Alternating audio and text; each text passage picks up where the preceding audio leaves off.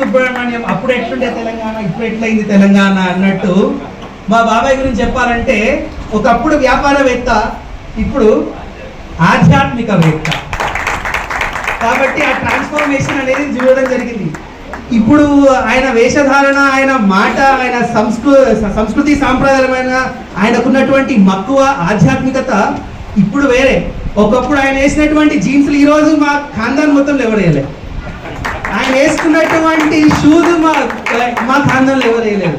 కానీ అండి, ఏదో ఒక రోజు, ఏదో ఒక క్షణము మనిషిలో ఒక చిన్న మార్పు అనేది వస్తుంది. అందుకని ఈయన చూస్తే బెస్ట్ ఎగ్జాంపుల్ అనిపిస్తారు. ఆధ్యాత్మిక చింతన అనేది మానవుడికి అవసరం. ఎవరికి ఎప్పుడు ఏ రూపంలో ఆధ్యాత్మిక చింతన వస్తుందో లేదో తెలియదు, కానీ ఏంటి వచ్చిన వాడు మాత్రం ధన్యాత్ముడు, పుణ్యాత్ముడు. So thank you very much Rudraveena Balasubrahmanyam garu, మీరు వేదిక అలంకరించినందుకు. నెక్స్ట్ కప్పల ప్రసాద్ గారు.